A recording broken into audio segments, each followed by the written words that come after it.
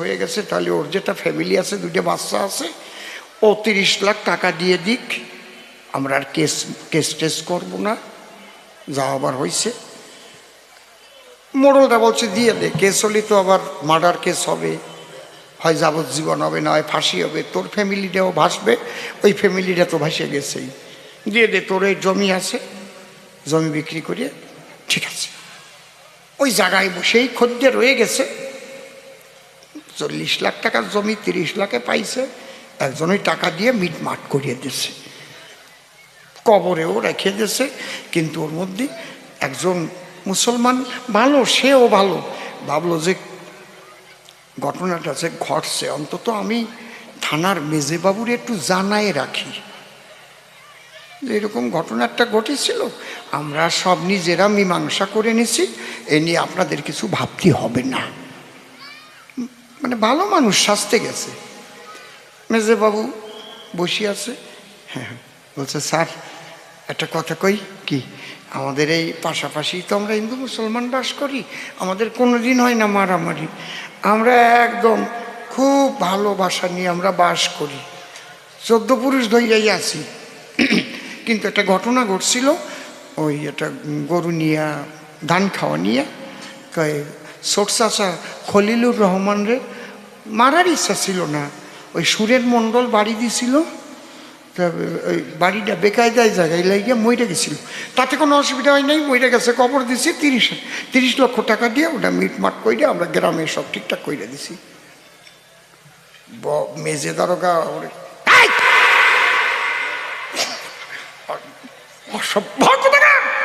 Murder case মীমাংসা করেছে, তোর নাম কি? ও কাঁপতেছে, হায়দার আলী মোল্লা। হ্যাঁ, তোর বাবার নাম কি? হান্নান আলী মোল্লা। কে মরছে? খলিলুর রহমান। বয়স কত? ওর কাঁপতেছে, 35 বছর। ওর আব্বার নাম কি? আকাশ আলী। আচ্ছা, যে মারছে তার নাম কি? সুরেন মণ্ডল। আর লিখতেছে, তার বাবার নাম কি? নরেন মণ্ডল। দে স্বাক্ষর দে।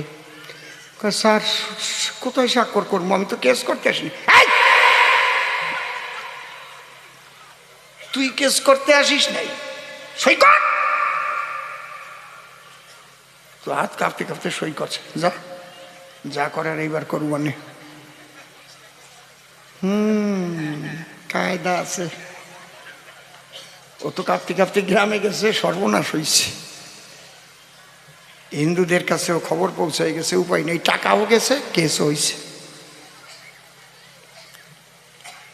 এক হিন্দু পুলিশ গিয়ে হিন্দু পাড়ায় খবর দিয়েছে, উপায় নাই, লালবাজার পর্যন্ত খবর হয়ে গেছে, মার্ডার কেস। সকালে কিন্তু গ্রাম ঘিরে ফেলবে।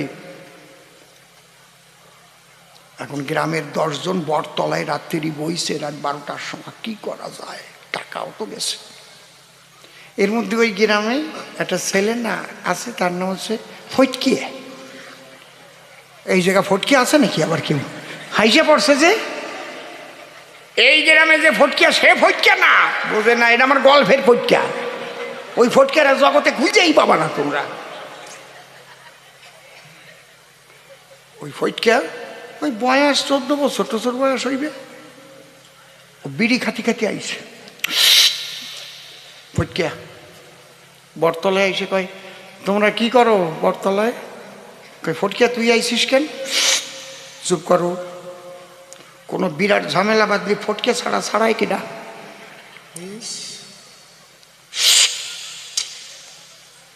কয়, তুই এই ঝামেলা ছাড়াইবার পারবি?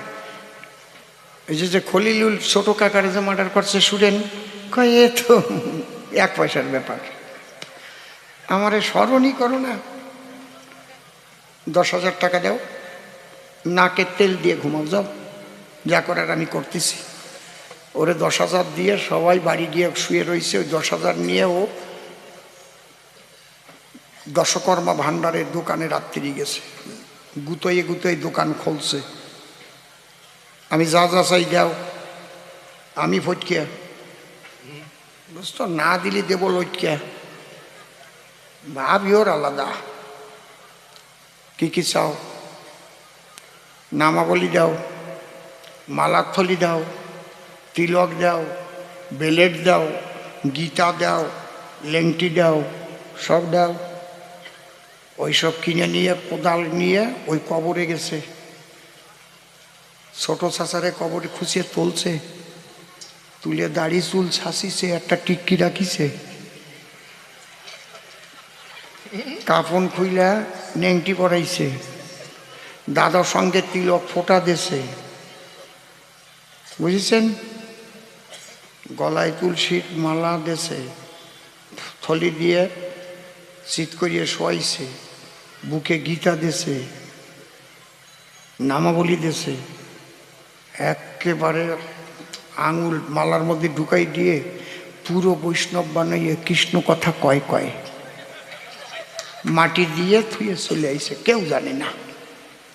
সকালবেলা পুলিশ ঘিরে ফেলিছে, হিন্দুদের ধরে ধরে তুলতেছে, মার্ডার করে আবার মীমাংসা করছে কোন কোন মোড়ল, কোন কোন মোড়ল, ওইটার কাইটা দেব করল। হ্যাঁ, এখন হিন্দুদের তুলতেছে গাড়িতে, মুসলমানরাও চলে আসছে, সবাই বলতেছে সে ফইটকে কই, 10,000 লইয়ে গেল যে। এখন ওই ফটকে আইছে, মেজবাবু কি আর করেছে ছোট চাচারে? মেজবাবু, আমি এই গ্রামে থাকতে আমার পারমিশন ছাড়া ঢুকছেন কেন? ফটকে,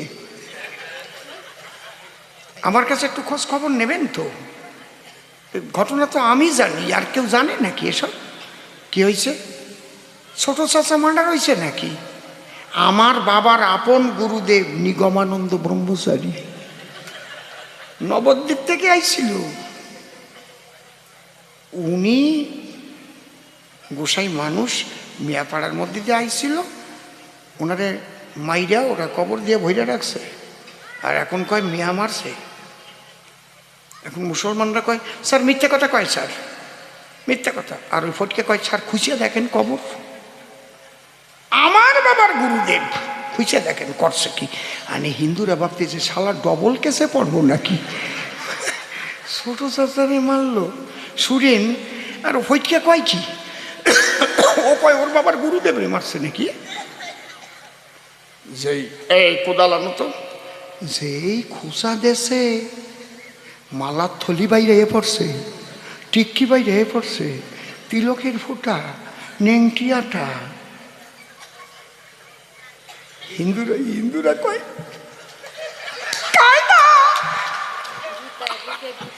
বুকে গীতা। মেয়েরাও অবাক হয়ে গেছে, গা হইলটা কি। এইবার মেয়েদের গাড়িতে তুলতেছে, এই ওঠ, মিথ্যা কথা কইয়া সাধুরে মার্ডার কইরা রাখছো কবরে বইরা, আর মিথ্যা কথা কইছো, মিথ্যা কেস রাখছো, বাড়ুয়ে বাড়ুয়ে তুলতেছে। কিন্তু যার ছোট চাষা ওরেও পিড়াইতেছে, কিন্তু ওই কবরের দিক তাকাইয়েই আছে। মানে এক মেয়া কয় এই হালা তাকাইয়া দেখোস কি, বাড়ি খাইতেছোস গাড়িতে ওঠ, কয় শোন আমারে বাইরাইতে মাইরা ফেলাক, আমি কিছু কমু না। কিন্তু আমি তাকাইতেছি আর ভাবতেছি ছোট চাষা বইরে গইল কবে, এইটাই তো আমি ভাবতে পাই না, ছোট চাষা বইরে গইল কবে।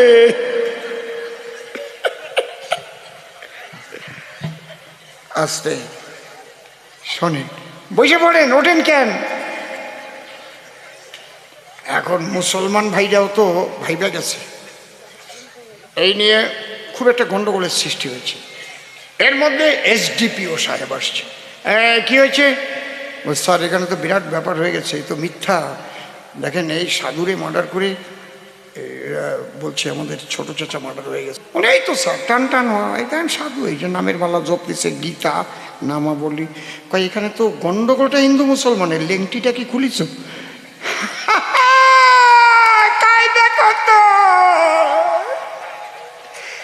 এই লেংটি খুলছে, ছোট চাচা বাইরে পড়ছে। এইবার ওই ফটকে যে মিথ্যা কথা কইছে ধরা পইরা গেছে। এই জন্যে যদি কয় ব্যাহ ব্যাহ শুনলে পুলিশ মানে আমার না এইসব বাজে কথা ভালো লাগে না, আমার লজ্জা করি কেমন সত্যি।